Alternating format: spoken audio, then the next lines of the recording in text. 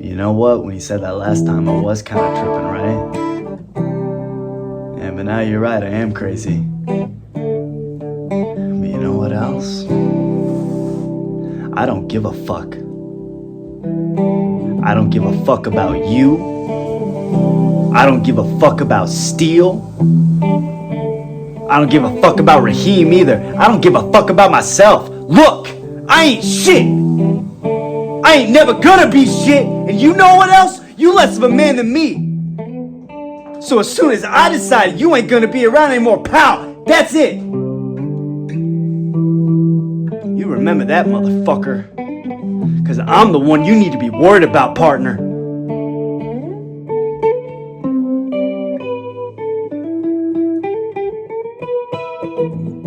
I love you, baby.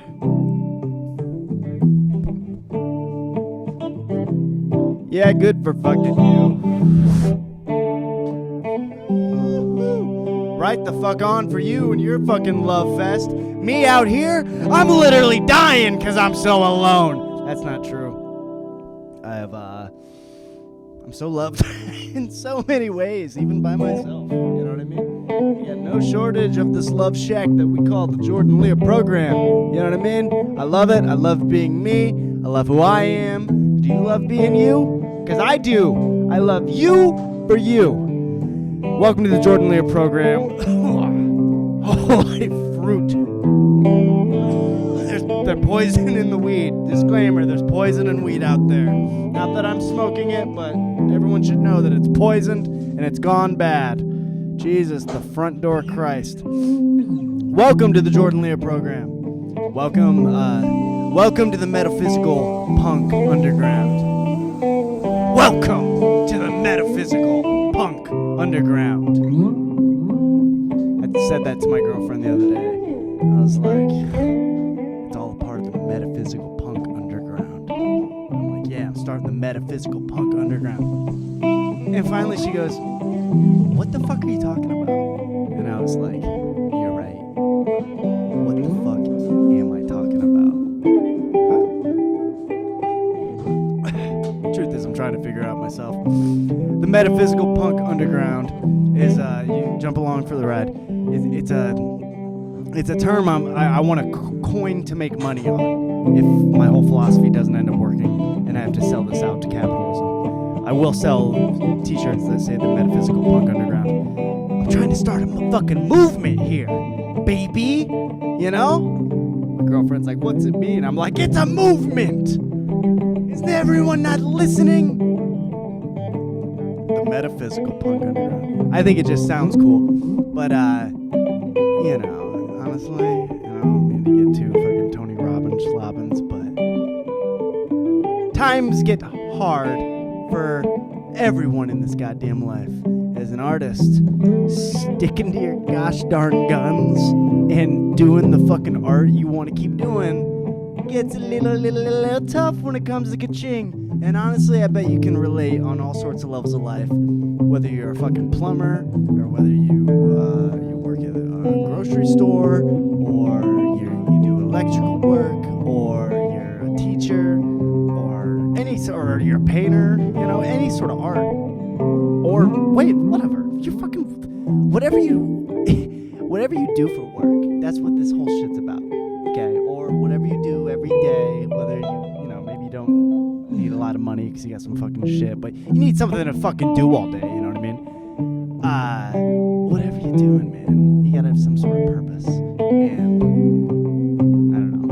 You can lose your way of life for a lot of different reasons, whether it's socially, you know, whether it's economically, you know, doing your you know how many comics I know the fucking there's jokes that they love to tell and they will not tell them in front of like a booker. Like their favorite joke in the world, they are not going to fucking say if their fucking like the chance to go on the Tonight Show is on the line. They're not saying their favorite fucking joke of all fucking time in front of them. They're just not, you know?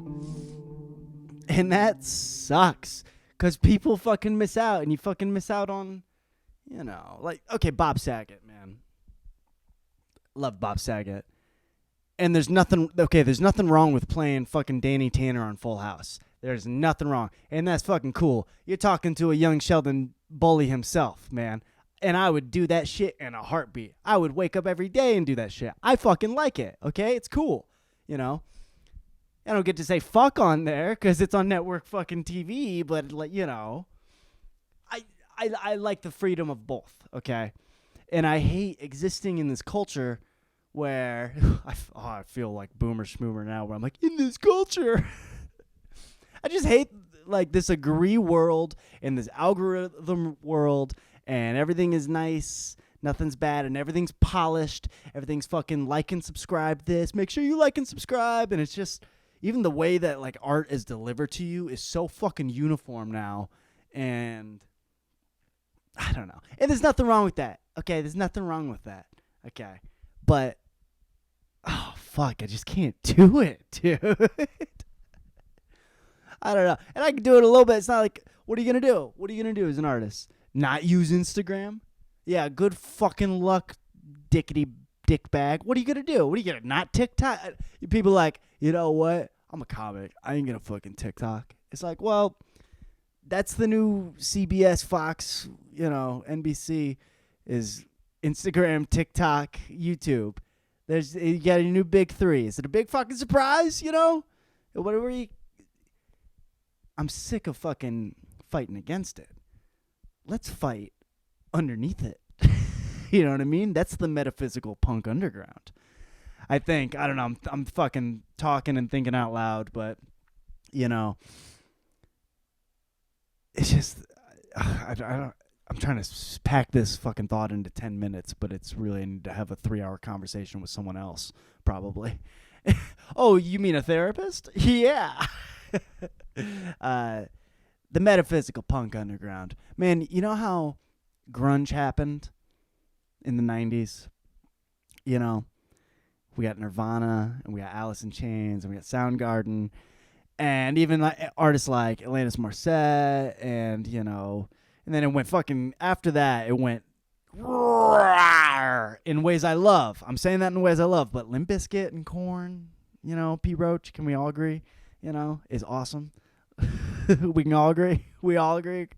I do love them, but whatever, just the vibe. It came off of the 80s. 80s was this techno, not techno, but like very pop, very polished. All the sound effects are like sent through a synthesizer, which I love, you know?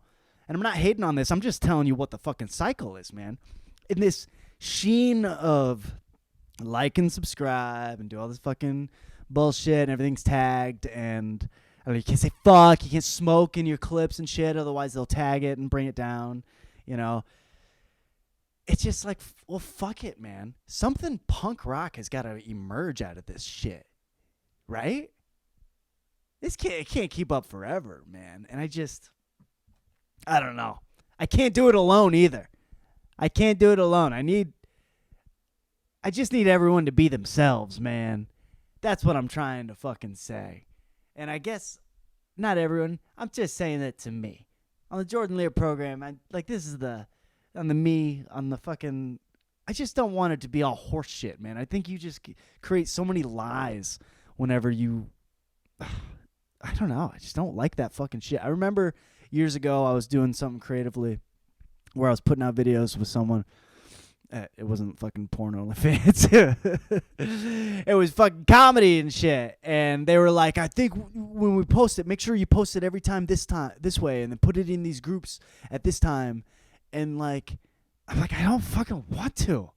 I like it posting a thing with like a funny comment or something. You know what I mean? And I don't know. At the same time, I'm down to play ball a little bit. I don't want to be so fucking against the world and counterculture, you know. You know Miyamoto Musashi, okay? If you've been an incel long enough, you probably have read about samurai. He's the greatest samurai of all time. Some people debate whether he was real or not. But there's a statue of him in Japan, so that's something, okay? But he had this thing of like, don't turn your back on the ways of the world. And I remember, like, one of my buddies brought that back to my attention. He had read about Musashi, too, Stefano Della Pietra. And he was like, it was basically about using social media, you know? You gotta post. You gotta be willing to like play ball, but also fucking walk away from the game for a week or forever if you want. If you don't fucking like it, and make sure you play your way. You know what I mean? Wear what you fucking want to wear. Because I remember hearing Mike Myers tell a story about Wayne's World and how he wanted to use Bohemian Rhapsody at the beginning of Wayne's World, which is like legendary when they're driving around in the car. And the studio really wanted to push a song like they always do. It's like it's better to put a hit song that's currently on the radio just for sales and them and their agent and everybody's got a good deal. They feel good about it. And Mike Myers was like, oh, I don't want to make that movie. Like what's the fucking point? And I don't know. It's hard to just make that decision once. But I think if you always make that decision that you're only going to do shit the way you want to do it, I kind of think it's got to lead for better art. More truthful art, okay? I don't know if that makes any fucking sense. But maybe that's the fucking point of it too, okay? It's the MetaPhysical Punk Underground. If anyone else has a better name, make sure you sell it to me and let's do a quick sign off and then we'll use it. But, I don't know. I'm still, one of my buddies, Jeff Caracelis, who last time I saw him, we had words, but he's a good guy. He's insane, but he's a very, very good human being. We used to do comedy and we used to go around and it's just, in comedy, you have there's cliques of kids who really only say PC stuff and they really ostracize the other comics that use language they don't like or talk about topics they don't like. And a lot of these PC kids, they're constantly talking about politics too, and it's very agree type laugh type shit. And that's a lot of what you fucking see right now, man. And there is some counter. There is a good amount of counter back to that. There's Skankfest, and a lot of the comics, they talk about hardcore shit, but it's like even them, I'm like, are you really putting out the shit you want to do? It just feels like when you plug into the fucking internet, it's so fucking predictable and like wired fucking for you. And I'm not saying anything fucking groundbreaking here. I have not looked at my notes. I'm sure I'm missing fucking something. Let's gloss over this after that QAnon rant that I just had. I stand by. I have no idea what I'm talking about at any fucking time, okay? I'm just trying to fucking have a good time. 80s pop to 90s grunge. What's the point of being an artist if you have to be a worker bee? Who says you gotta be good at something to do something? Yeah, that too. Like not having to put out a fucking polished product. Like fuck it, dude. Like I think you should be able to get on stage and try and rip even if you don't really know how to play that instrument, It doesn't mean you shouldn't fucking try. Musashi Rashi. Yeah. Because we're like at peak culture. This is like not the best we can do.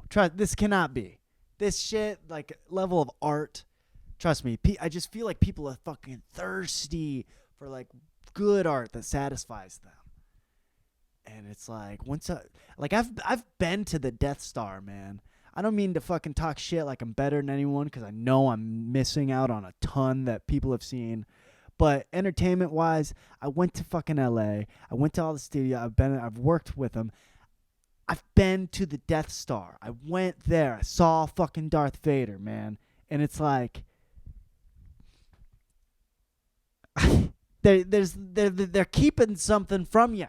The Empire is fucking keeping good art from you, and there's a stranglehold. And I think, to tell you the truth, I think we've strangleholded ourselves into the art we've accepted and liked because we're acting like this satisfies our thirst, Shit, and I don't even want to pick and choose because here's the thing: I like junk food too. I like Doritos. I like fucking Mountain Dew. I like that. I like McDonald's, okay? But, like, that's pretty much it. That's all you get.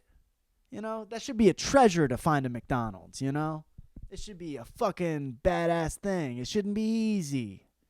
There should be more shit.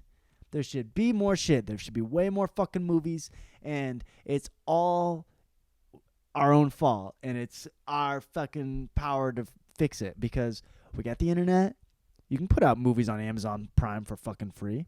You can put it on YouTube for free. You can put all this shit. You can shoot it all on your phone. I'm doing it right the fuck now. You can do all sorts of wild shit, and you can look up wild shit too, and you can stay fucking like loyal. And you don't gotta fucking. I was about to say, like, you gotta stay loyal to like bands and stuff. Not even that, because I don't. Anyone who listens to this, it's like I can't imagine you listening to this every fucking week.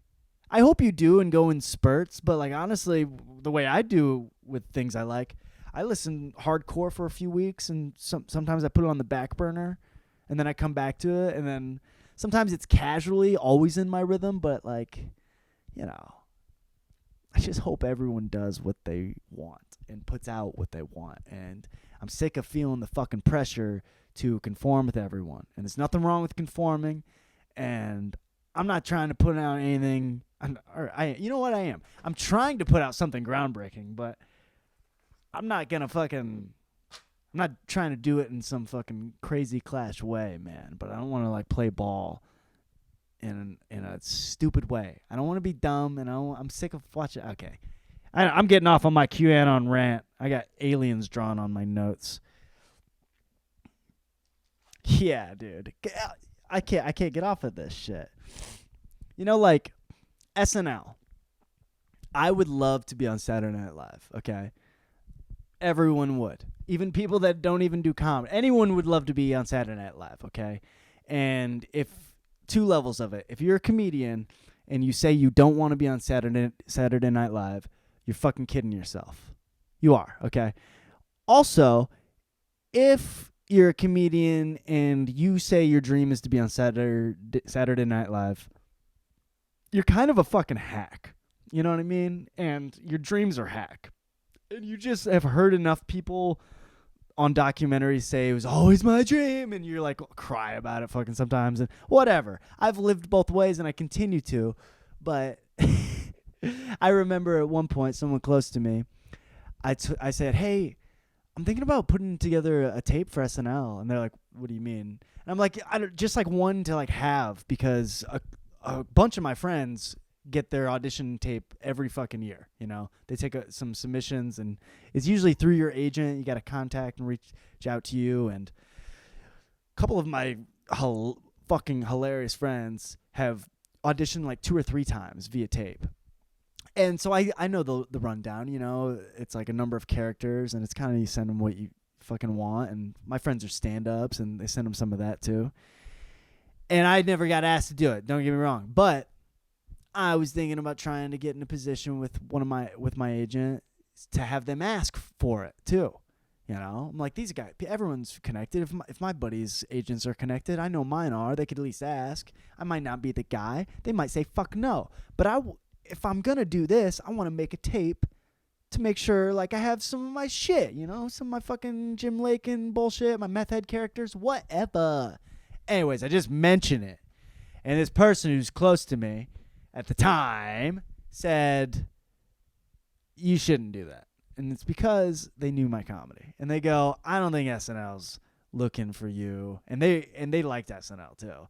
And they were like, and Shane Gillis had just gotten on SNL, and he had just gotten fired. That whole fucking gamut. And I'll interrupt my fucking flow. I just don't want it to play some bullshit. I'm like, I want you to play my content behind me, you motherfucker. I'm so conceited. Anywho,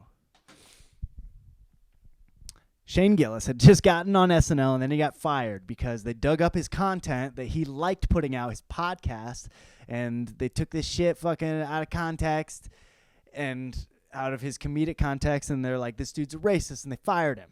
Okay? Well, that was like 4 years ago. Maybe 5 years. Yeah, it was 4 years ago. 3 years ago. 4 years ago. Okay? You know what's happening this week? After they fired him and shit, the dude blew up bigger than ever. He has a career that he can have for the rest of his life without SNL, and he's hosting SNL this fucking week. So, middle motherfucking finger. How about that album from Kid Rock, motherfucker? Stick it up your fucking sunshine and God bless you. You know what I mean? That's the Metaphysical Punk Underground. So, F you. I never made that tape. Maybe I will.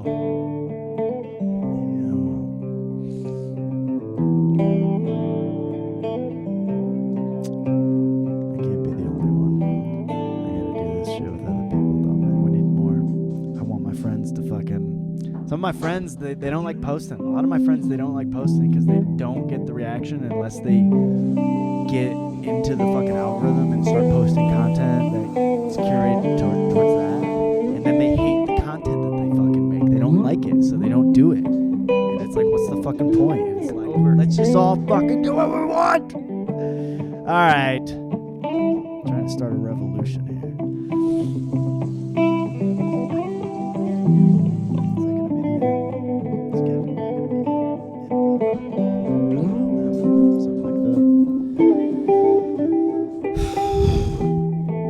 What's the fucking point of all this shit? You know? What was the point of driving out to California and telling my fucking nano on her deathbed that I was gonna be a big star? You know? And also that stripper in Phoenix that wouldn't fucking give me a dance.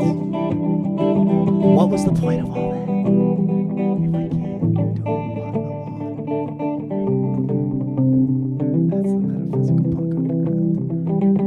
We have a better name. I'm taking pitches and I'm taking the rights to it.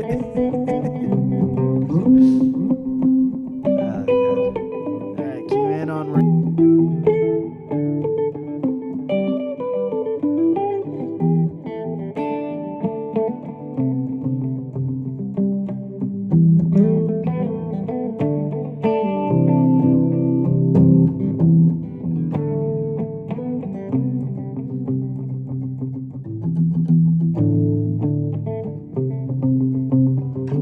Welcome back to the Jordan Leer program. The Jordan Leer program is sponsored, as always, by Play It Against Sports, who I have a lawsuit against because they won't sponsor me. And I keep fucking giving them a shout out every fucking episode.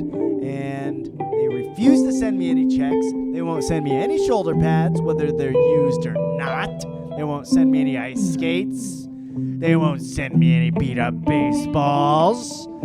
They won't even send me socks. Fuckers sell underwear. Play It Against Sports. They won't even give me consignment. They won't even give me fucking consignment at Play It Against Sports, and I love it. And I keep spending thousands of dollars every week there on hockey equipment that I never use in fucking anywhere. Motherfucker, you think I'm Gordon motherfucking Bombay and this motherfucker? You think I'm good in Bombay? You think I'm gonna take out Charlie's fucking mom? You think I'm gonna take out Charlie's mom and make a baby with her? Under the Christmas tree in Philadelphia? It's not in Philadelphia. It's interesting in Mighty Ducks how fucking Goldberg mentions, he's like, I'll be going back to Philly. And he never goes back, and it's just like character trait of his. It's kind of beautiful writing, honestly. Yeah, they won't sponsor me. Fuck you. And I'm going to say some other sponsors that do give me money, but I'm not going to say them because I'm so heated about that fucking Play It Against Sports bullshit. Moving on to fan questions. Fans. I love the fans. This is counter to this Metaphysical Punk Underground fucking rant I just went on, but please like and subscribe. Please subscribe to the Patreon and send me a fucking $1. Or don't. Please block and dislike me. Send me an email telling me you fucking hate me. Some people do that and I don't fucking ask them to, and I'm asking you to, motherfuckers. I get a little bit of heated shit with the Chiefs fans a little bit, but not whatever. I'm going to lay off that. Fan questions. Here's a fan interaction that I had this week. This week I posted a thing about this guy, Matthew Cox, from the Inside True Crime podcast. By the way, this is what this whole motherfucking Metaphysical Punk Underground thing I'm talking about. Here's an example. I like this guy's story. This guy was wanted by the FBI's most wanted or shit for fraud. He was a con man. He's like on some James Bond shit with fucking identity theft. he seems funny. He talks about it. He went to prison for a long fucking time. I don't know. He's interesting. I love people that have been to prison. They're funny. This guy, he's got a podcast like everyone, because we're all just fucking destined to have a podcast. That's going to be the world before Mad Max takes over, you know.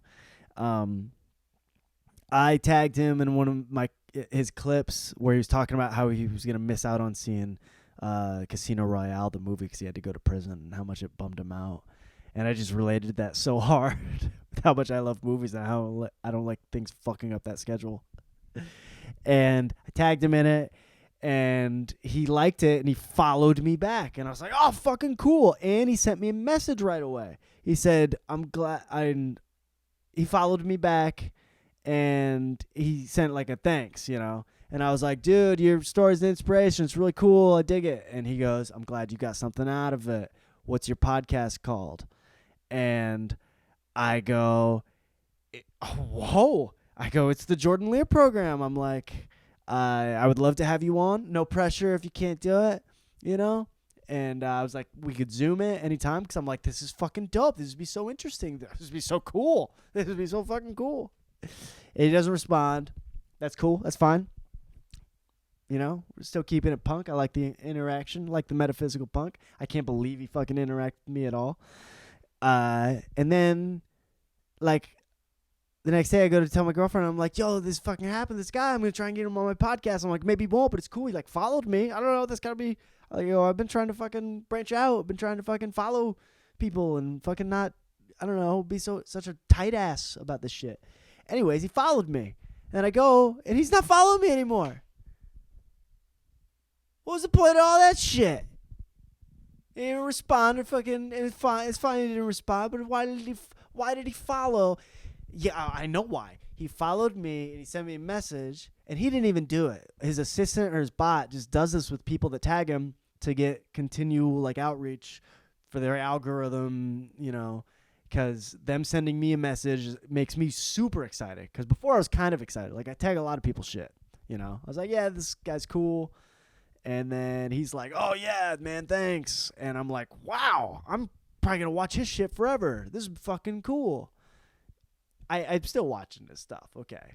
That's also part about keeping it punk, you know. People shut you down, like, well, fucking whatever, man. Big deal. But it's just funny. It's like, I don't want to do that with this. I don't mind having assistants. I don't mind fucking being able to pronunciate either. I would love some more collaboration and like having an assistant or fans draw artwork or help me or send in their music that they want me to fucking play. I'm embarrassed that people fucking see what I have to listen to. Not that. I'm not embarrassed, but this shit shows up behind me. I need to go to channel. Sorry for this fucking pause in life, but, you know, that's what it's all about. I don't want to fucking have an assistant that acts like a bot that just does horse shit for me, that creates more horse shit in the world for other people. What the fuck are we doing? That's what I want to tell Matthew Cox's assistant or whoever the fuck, or why that went down. Whatever. I shouldn't be bitching, and it's whatever. I'm like, dude, you shouldn't do that. Why are we all wasting each other's time? You know, I feel like I'm a little up for. I should have known. This guy's known for identity theft. This guy's known for identity theft, and he got me. And I'm sitting here complaining about it. So who's stupid? This guy. Whatever. Sometimes you got to be stupid. Who gives a shit? I don't even know if I have the energy to go into this. Okay, just briefly, because I keep talking about the Chiefs every fucking week. I've spoke to Native Americans on this fucking subject. Anyways, I keep getting TikTokers comment on my fucking TikToks, which I'm going for. I'll admit, I'm riling it up. I'm riling up the fucking thing, trying to not piss people off, but, you know, trying to fucking tell the truth. Chiefs is a job title. Kansas City Chiefs, you know. People are like, it's not offensive. You're a chief at your job. You're a chief at your job, and there's chiefs to things, you know. It's like, okay, then why is the fucking mascot have feathers and war paint on a fucking horse going woo woo woo woo woo woo woo woo and fucking tomahawk chalking rocking. You know, why is it that? If it's the chief, like you're arguing like it's not offensive, then it should be a fucking suit and tie motherfucker on the side of your goddamn helmet, okay? And it should be a guy that's constantly sexually harassing his fucking coworkers and people that work underneath them, and he's threatening their job and their livelihood by hanging it over them and abusing them and holding power. That should be your fucking mascot on the side of your motherfucking helmet, man. I stand by. I'm not offended by anything. But come on, dude. And by the way, the thing I just brought up, I want to see it. I would watch every fucking NFL. You know I'd be rooting for that team to fucking win. I'd be putting money on them to fucking win the Super Bowl. Tell me that wouldn't sell a goddamn t-shirt if you had that whole animated thing out about the chief sexually harassing his employees and coworkers and people that work underneath them and abusing them to hang his fucking job over them. You telling me that as a mascot wouldn't fucking sell? It's about capitalism. I think that's the ultimate thing. I think you should fucking rewrite history and say those were the Native Americans. Just say that. Say it was always a dude sexually harassing his coworkers and employees and people working underneath them. The Kansas City sexually harassing the coworkers and people working underneath them and holding power over their head.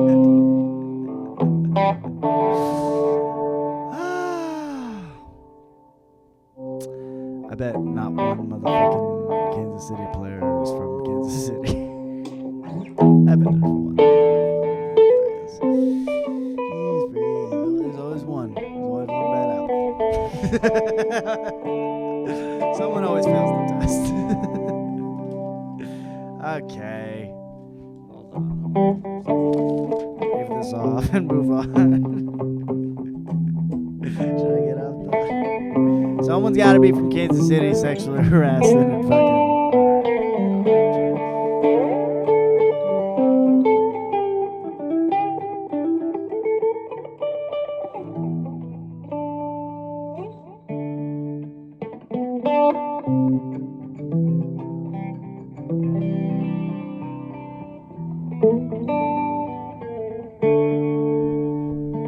Check it out. I'm like 3. There's 3 of me.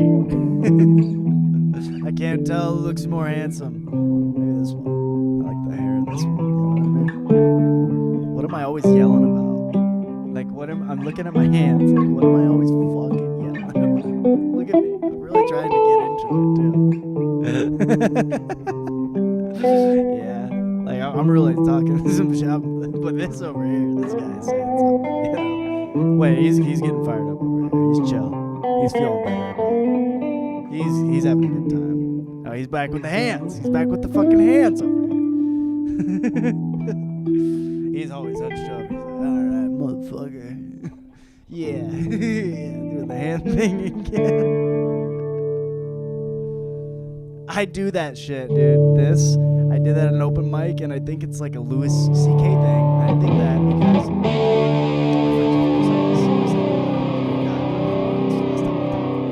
he called out everyone at an open mic for doing the hand thing. He goes, everyone's with that Louis C.K. hand. And I went up after him, and I did it right away, just not even thinking. And fucking Dave Gregory calls out. He's like, you got that Louis C.K. hand.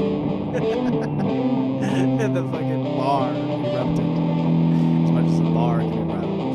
This fucking loud ass place is always. You got a big pop. I'll say that. What I was doing. Okay. I can do that podcast for an hour of me watching me.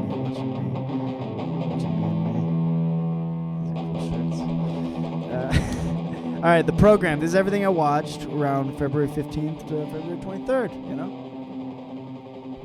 Then I mostly watched. I read a little bit. Movies. It's always about the fucking movies. It's Black History Month. Watch some black stories. They're curated on some of the apps, you know.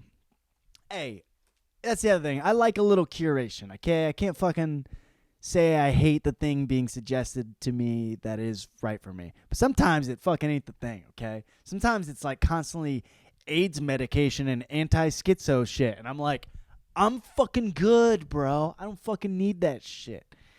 Anyways, I have been watching for Black History Month since the rom-coms and everything of Valentine's Day is over. I'm like, what can I do? What's to be interesting here? And I'm like, let me try and watch like every fucking Denzel Washington movie I've never seen. Let me try watching every Spike Lee movie I've never seen.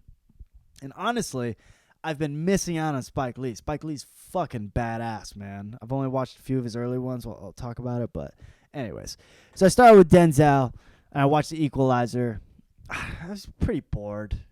You know, the thing... So I'm getting excited. The thing about Denzel Washington is he's such a good actor that he could be in like every movie. He could probably be the movie star of every fucking movie and be fine. And The Equalizer is like cool. I don't know. Maybe I wasn't paying attention enough. I've been writing a lot while I'm watching movies, but I don't know. It was not a bad movie by any means. Just didn't do it for me. Then I watched Ricochet, which came out in like 89 or 90. Dude, where he plays a cop. And Ice-T is in it. Is Wesley Snipes not in it? I don't think so. Anyways, he plays a cop. And John Lithgow from fucking Third Cock from the Sun is in it. This movie's badass, man. I'm glad I went back in time to watch this shit. I don't know, there's this really fucking funny part where he's like stripping pretty much. And he's doing it to prove to the fucking bad guy that he doesn't have any bombs or any other guns on him. But all the chicks are looking at him, and it's like, wow, they're really pimping out Denzel. Start off his career like he's hot. They're like, this motherfucker's hot. Everyone needs to see it. Like we're not doing him justice by just his acting so hot, but we've seen it a couple times. Now we're able to see how sexy he is. Ricochet, that's so good. The cinematography is beautiful too. It's like it's got some really fucking evil. Like, look at me with my hands on all this shit. It's got some evil fucking shots with the villain John Lithgow looking at the ocean and shit. And it's like it's really epically shot. I don't know. Can't say enough about Ricochet. Woo! I watched also Denzel a couple years down the line, The Devil in the Blue Dress. That was cool. Well, it's very cool. I don't know. It didn't rock my socks. I have such a high bar because I've been blown away by some Denzel Washington movies, like Remember the Titans, you know. But The Devil in the Blue Dress is like a noir type film. Very fucking good. Very cool, interesting, long, you know. But I watched Black Panther. My lady had never seen Black Panther. She hasn't seen a lot of the Marvels, even though she likes them. Black Panther's pretty dope. Pretty dope. Okay, I'm gonna toss Black Panther in here and Wakanda Forever because we watched both of those. They're dope, man. They're great. And I'm just revisionist history because I've seen it and obsessed over, Marvel a lot. And I've always been like, that's one of the best movies. And it maybe still is. It maybe still is one of the best Marvel movies. However, both plots.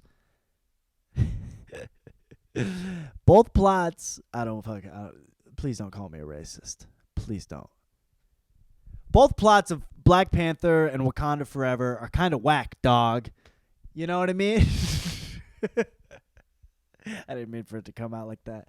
But, dude, they're not like, it's nonsensical. Do you get what I'm vibing with? Dude, it's not. Why does he have to kill his cousin? Why didn't he sit down? Even when the guy came in throwing heat and they're having the challenge, why didn't they just sit down, him and Killmonger, and be like, bro, fucking chill. Our dads didn't get along over misunderstanding, and I don't want to be like that. Let's not fucking kill each other. What the fuck? And then you had the tribe kill each other in war, and then they called a truce. And same for fucking Wakanda Forever. Whenever it's fucking Shuri taking over against the fucking Tenakto and fucking Namor.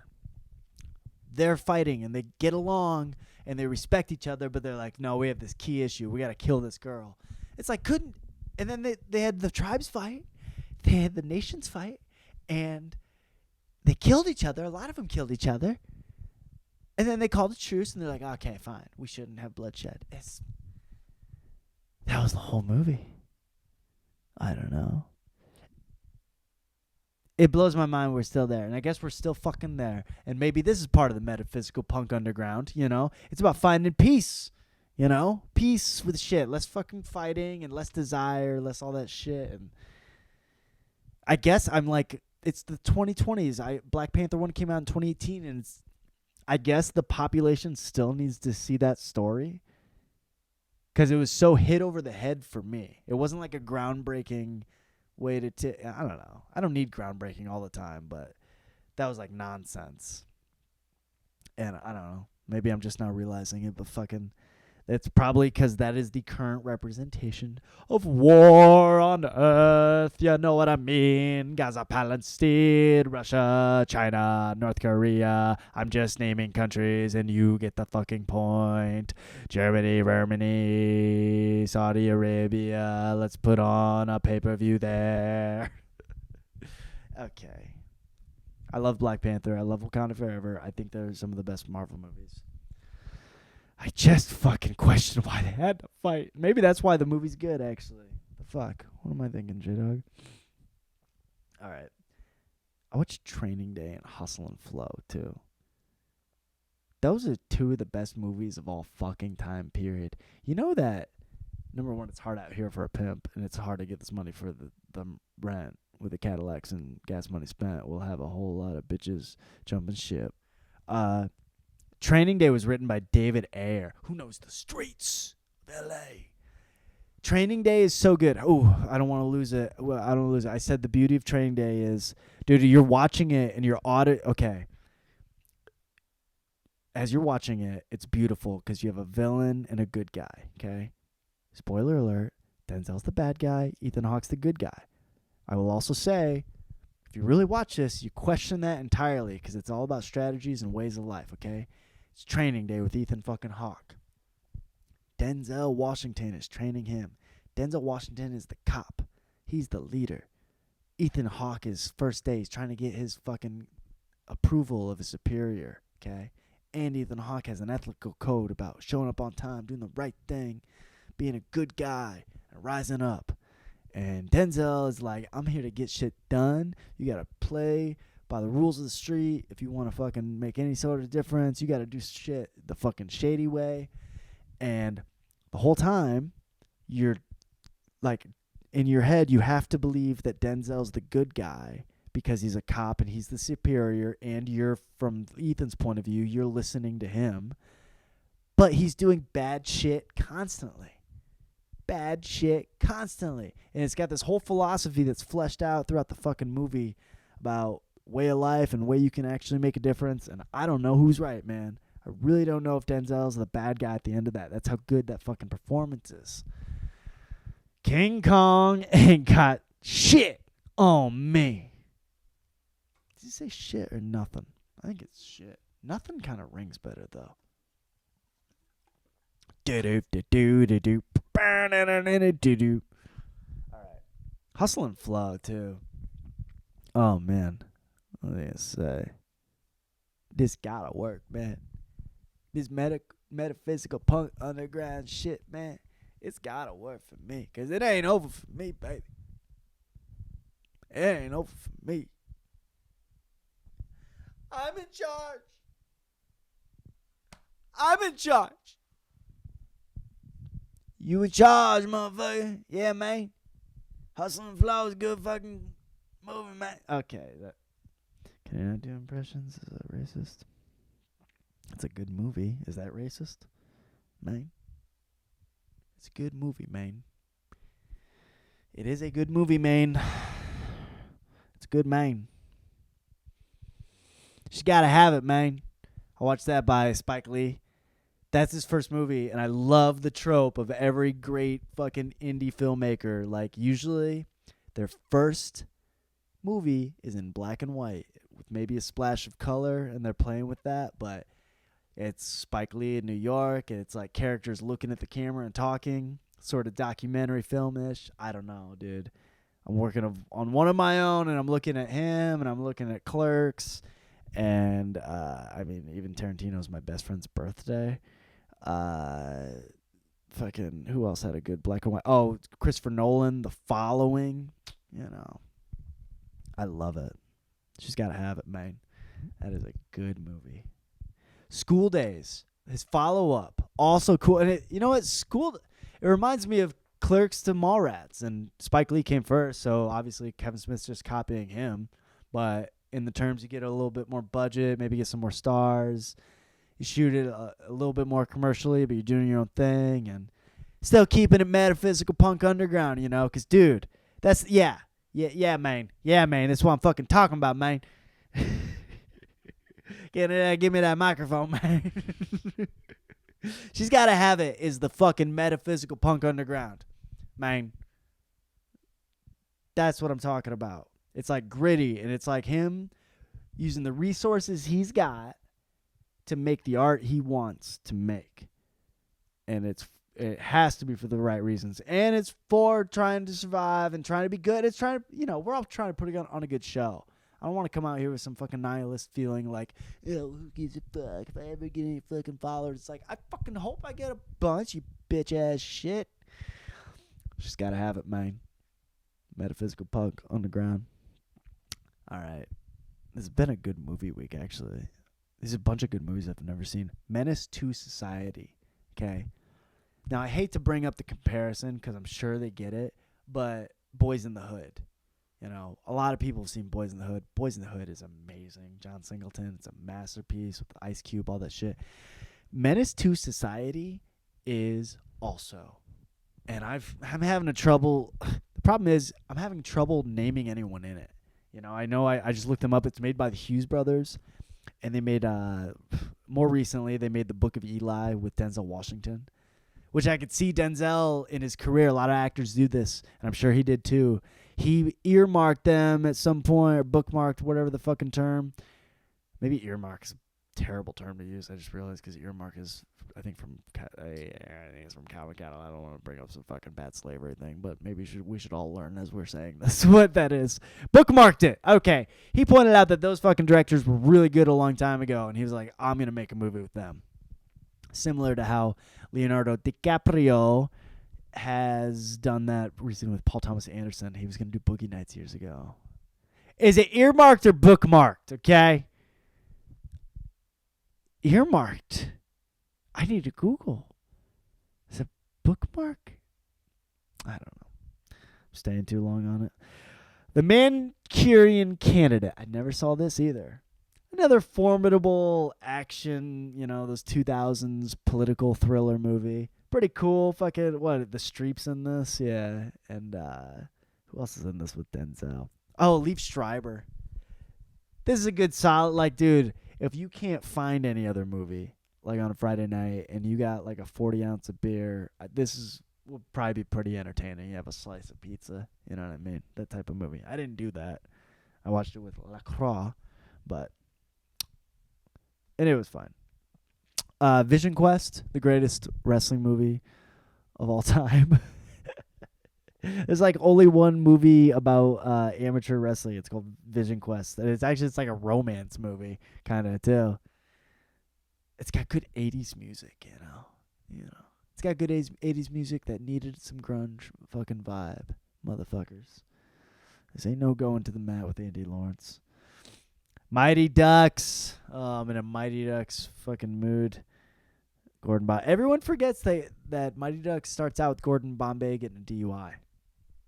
Remember that. Next time you're trying to plan your life story, remember that Gordon Bombay's life got turned around with a Dewey.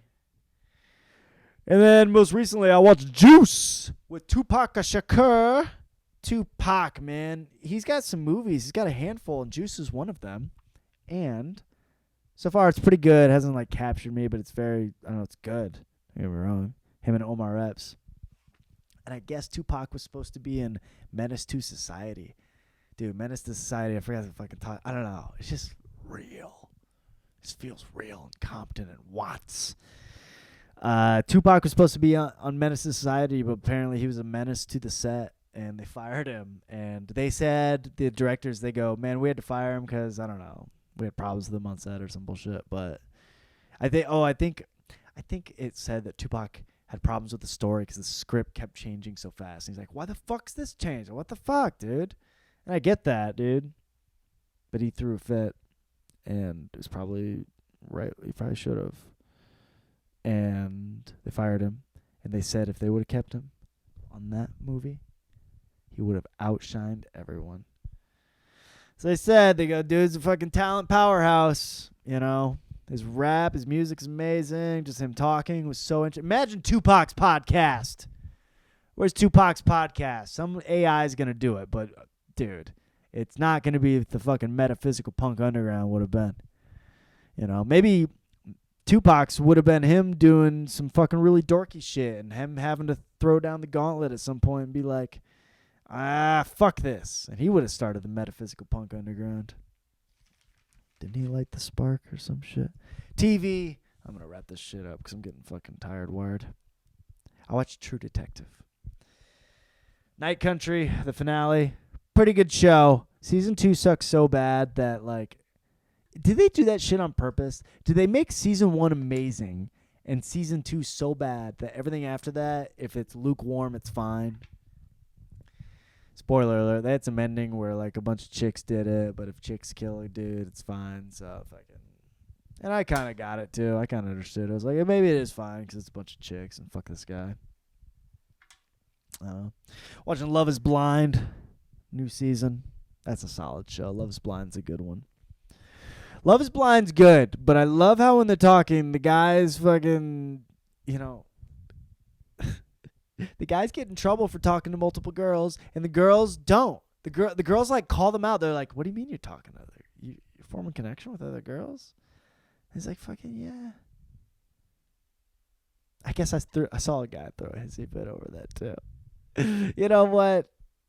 That's a layup. I love this show. I love that everyone throws a fit over them talking to other people on dating shows. That is just the best. That is. Yeah. It's definitely both ways. It's such an easy fix. Like, if you're a writer for one of those shows, they're like, hey, remind them that they're talking to other people. hey, you. You know you're on this dating show. See all these single people? You know you're talking to all these girls? See her? She's talking to all these guys. What are you going to do about it? Hold on. Here's some tequila. And go back out there. Don't forget, she's talking to other dudes. Drink that tequila. That's what every dating show is. Shoot it. All right, documentaries. Watching some docs. I watched the space race about the first black people in space. Like anything about space. That's cool. I watched Rail. About this Raelian fucking alien conspiracy religion. See, they gotta have some fucking. It's always about some guy trying to fuck everyone. You need to be so worried about that at your job, whether it's the Kansas City Chiefs with their new mascot or it's a UFO conspiracy. If the guy asks you to suck his dick, fucking run, okay? No matter what. And I know it's gonna start out slow. It's gonna start out real slow. You're in a cult. Worshiping UFOs. You're watching the Kansas City Chiefs sexual abusers every week.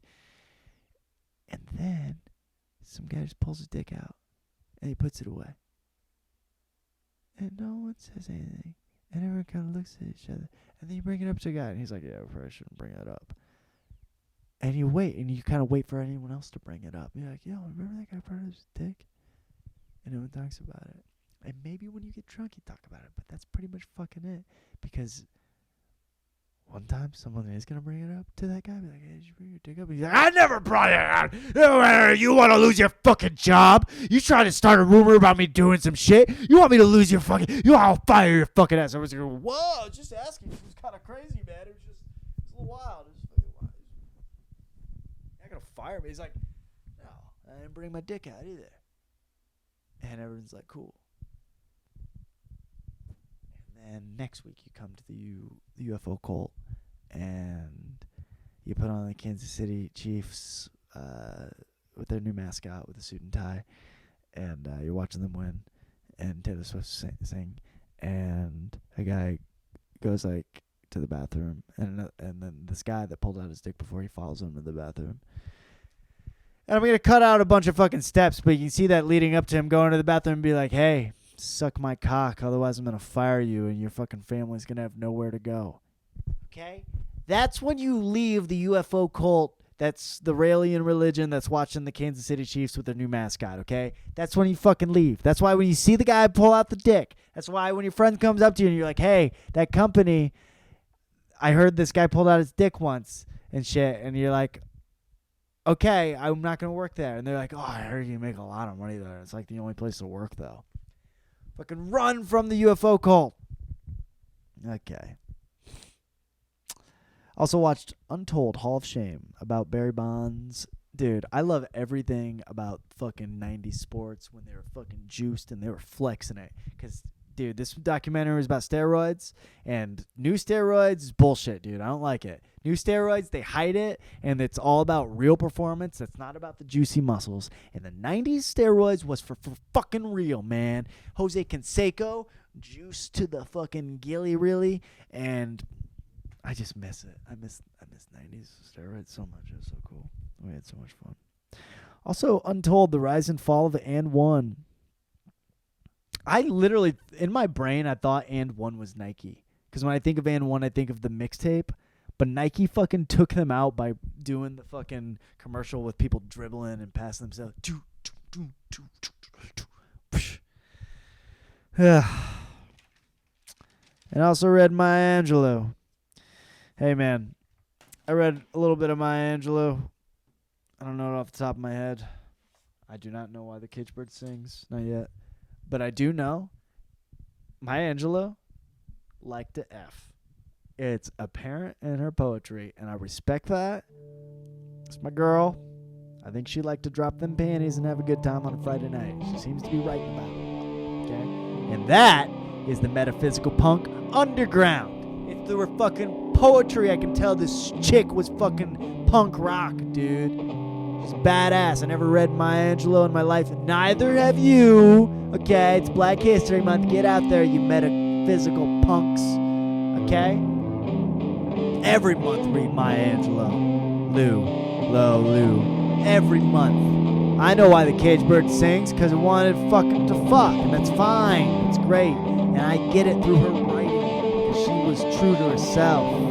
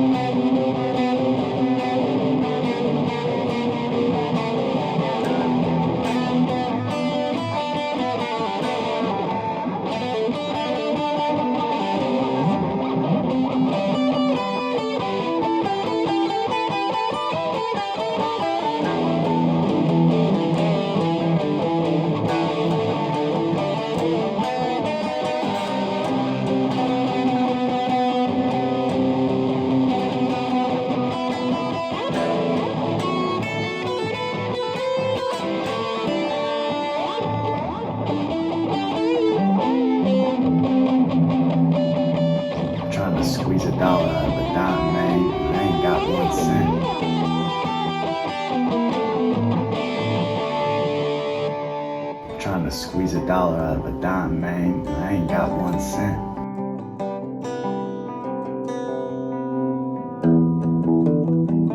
Trying to squeeze a dollar out of a dime, man. I ain't got 1 cent.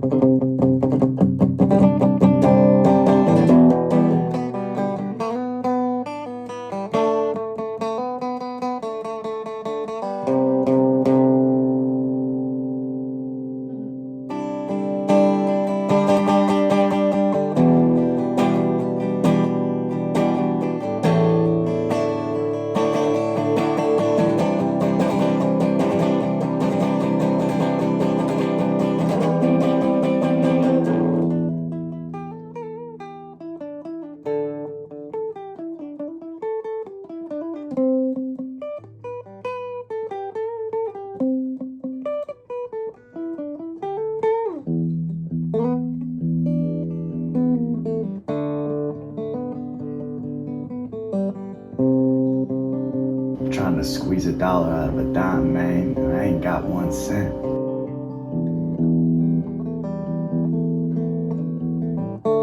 Trying to squeeze a dollar out of a dime, man. I ain't got 1 cent.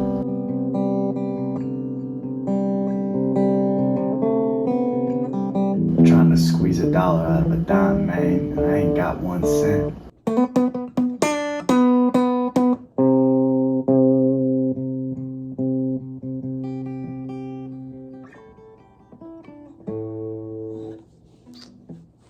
Trying to squeeze a dollar out of a dime, man. I ain't got 1 cent.